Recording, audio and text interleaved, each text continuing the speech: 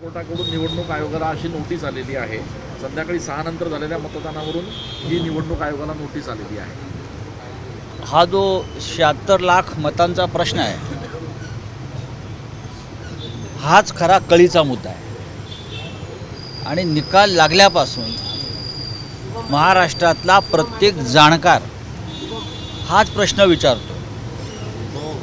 आत्ता नाशिकला मी आहे आणि आम्ही थोड्या वेळ आमचे सुधाकरराव बडगुजर असतील, बागुल असतील, सगळे आमचे डी.जी. सूर्यवंशी, आम्ही त्याच विषयावर बोलत होतो की शेवटच्या तासात 2 तासामध्ये जे मतदान अचानक वाढलेलं दिसतं आहे, हाच घोटाळा आहे। आणि त्याचं उत्तर या देशाचा निवडणूक आयोगही देऊ शकला नाही। आम्ही सगळे निवडणूक आयोगाकडे वारंवार गेलो। निवडणूक आयोग एकच म्हणतो, ऐसा हो सकता है। अरे ऐसा हो सकता है म्हणजे का? 76 लाख।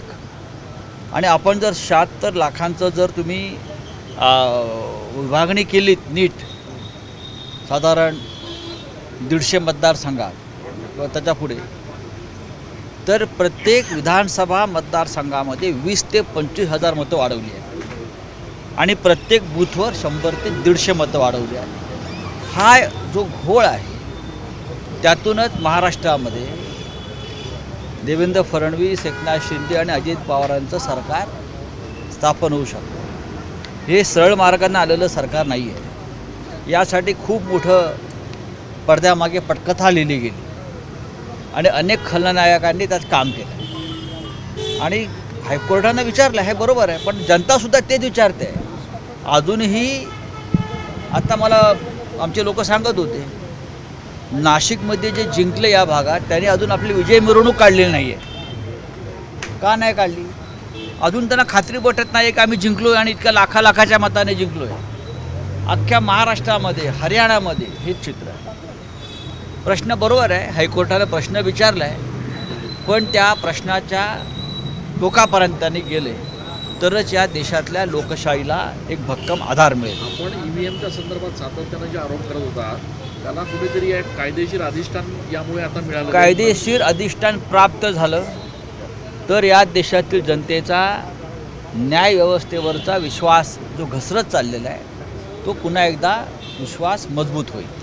मॉकपोल संदर्भात देखील मॉकपोल घेण्यासंदर्भात देखील मागणी होत होती, मात्र त्याच्यामध्ये देखील अनेक अडचणी आल्या। आपल्या पक्षाच्या उमेदवारांनी देखील तशा पद्धतीची मागणी केली। नाही, मरकडवाडी तर देशाच्या नकाशावर गेली। मरकडवाडी जो माळशिरस मतदारसंघातला उत्तमराव जानकर यांचा मतदारसंघातलं एक गाव आहे, त्या गावानं स्वतःच उत्स्फूर्तपणे मॉकपोल घ्यायची तयारी दाखवली बॅलेट पेपर, आणि अख्ख्या देशात त्याची चर्चा झाली। इतकंच नाही, युनोमध्ये चर्चा झाली की भारतातल्या लोकशाहीला कसं ग्रहण लागलेलं आहे आणि जे मतदान झालेलं आहे त्याच्यावर मतदारांचा कसा विश्वास नाही, याच्यावर आंतरराष्ट्रीय स्तरावर चर्चा झाली, देशस्तरावर चर्चा झाली। पण निवडणूक आयोगानं मरकटवाडीच्या लोकांना मॉकपोल करू दिलं नाही। 144 कलम लावलं, ते घाबरले, कारण हीच मग लागण अख्ख्या देशात आणि अख्ख्या राज्यात लागेल अशी त्यांना भीती वाटली आणि यांचं बिंग फुटेल हे त्यांना लक्षात आलं। 24 तारखेला येवला विधानसभा मतदारसंघाची मॉकपोल होत आहे। पुन्हा एकदा सकाळी ती सगळी प्रक्रिया केली जाणार आहे। चांगली गोष्ट आहे, पण सरकार शेवटच्या क्षणी तिथे कर्फ्यू लावेल, संचारबंदी, जमावबंदी, 144 कलम, मग मॉकपोल घेणाऱ्यांवर देशद्रोह लावला जाईल, जसं मरकटवाडीत धमक्या दिल्या। देशद्रोहाचा गुन्हा, लोकशाही मार्गानं निवडणूक घेण्याचा प्रयत्न करणाऱ्या जनतेला या महाराष्ट्रामध्ये देशद्रोहाच्या गुन्ह्याखाली अटक केली जाईल अशी धमकी दिली जाते। एकनाथ शिंदे पुन्हा नाराज अशी चर्चा सुरू झाली, कारण ते देवेंद्र फडणवीसांच्या बैठकीसाठी देखील गेले नाही आणि स्वपक्षाच्या बैठकीसाठी गेले नाही, ज्युपिटरमध्ये काही चेकअपसाठी गेल्याची माहिती मिळते। कसं बघता? त्यांचा मुळात पक्ष नाही आहे, स्वपक्ष वगैरे सोडून द्या। त्यांचा पक्ष हा भाजपचाच पक्ष आहे, भारतीय जनता पक्षाने निर्माण केलेला पक्ष आहे। जरी त्याला शिवसेना हे नाव दिलं असलं अमित शहांनी, तो अमित शहांचा पक्ष आहे। त्याच्यामुळे भविष्यामध्ये काय होईल मी सांगू शकत नाही, पण मी कालही सांगितलं आहे आणि परखडपणे सांगितलेलं आहे की एकनाथ शिंदे यांचा पक्ष भविष्यामध्ये एकसंघ राहताना मला कठीण दिसतो आहे। म्हणजे अमित शहांचा जो दुसरा पक्ष आहे, जो एकनाथ शिंदे सध्या चालवत आहेत, तो एकसंघ राहील असं वाटत नाही, कारण त्या पक्षामध्ये 20पेक्षा जास्त आमदार हे देवेंद्र फडणवीस यांचेच आहेत, म्हणजे भाजपचेच आहेत, थेट भाजपचे आहेत. अजित पवारांच्या पक्षातसुद्धा किमान 17 ते 18 आमदार हे भाजपनं दिलेले आहेत, ते निवडून आलेले आहेत, असे अनेक ठिकाणी झाले. मला या दोन्ही गटांचं काही खरं वाटत नाही. त्यातले अर्धे लोक भाजपात विलीन होतील आणि उरलेले इकडे तिकडे पळून जातील. दोन्ही शिवसेना एकत्र आल्या तर आनंदच होईल, आनंदराव अडसूळ म्हणतात. त्यांच्या नावात आनंद आहे. त्याने हा विचार जर मुळात शिवसेना 2 नाही, हे अडसुळांना माहिती आहे.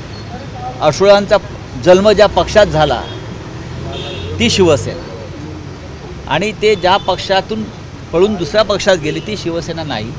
तो अमित शहांचा पक्ष आहे, हे सगळ्यांना माहिती आहे. आमची शिवसेना जी बाळासाहेब ठाकरे आहेत, माननीय उद्धव ठाकरे आहेत, त्यांची शिवसेना खरी. आम्ही आमच्या जागेवर आहोत, ठीक आहे. त्यांच्या नावात आनंद आहे, त्यांनी आनंद साजरा करावा. आमचीसुद्धा तेव्हा इच्छा होती की पक्ष तुटू नये. जे जुने जाणते लोक आहेत पक्षाचे अडसुळांसारखे, त्यांनी तर निदान पक्षाबरोबर मजबूतीनं राहायला हवं होतं. दुर्दैवाने ते निघून गेले आमच्यातून. दिल्ली के चुनाव में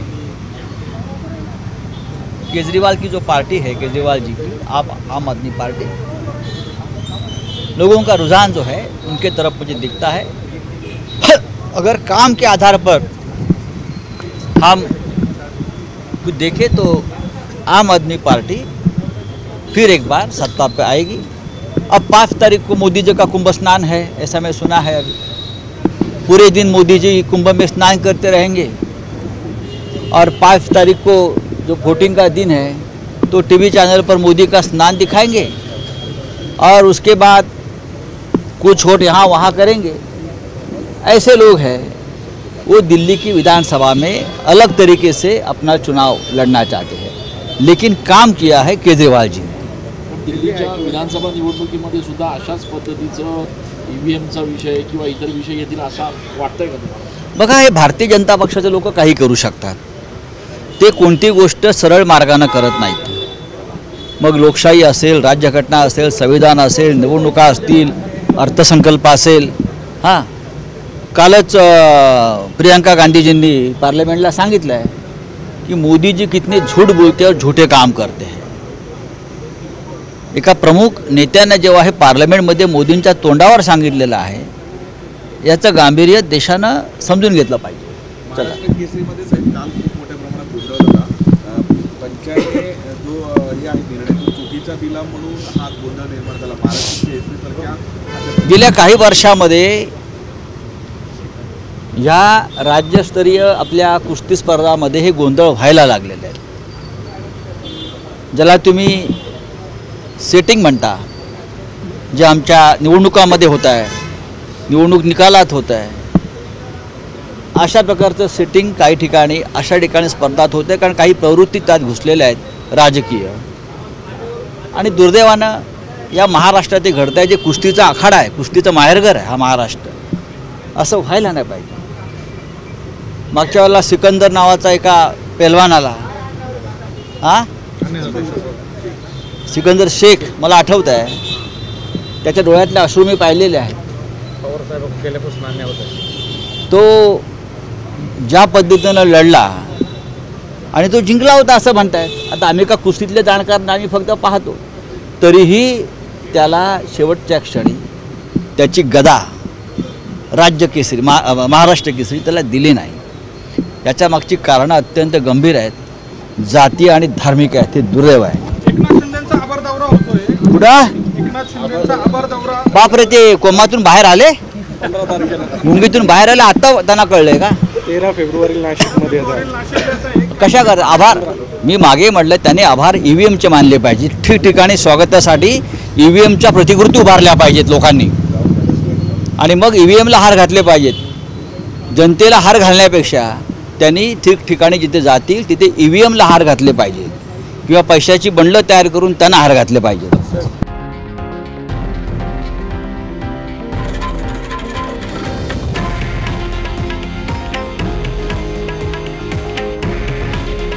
हे आहे देशातील नंबर 1 न्यूज नेटवर्क आणि आपण पाहत आहात TV9 मराठी. काळजी तुमची, हित महाराष्ट्राचं.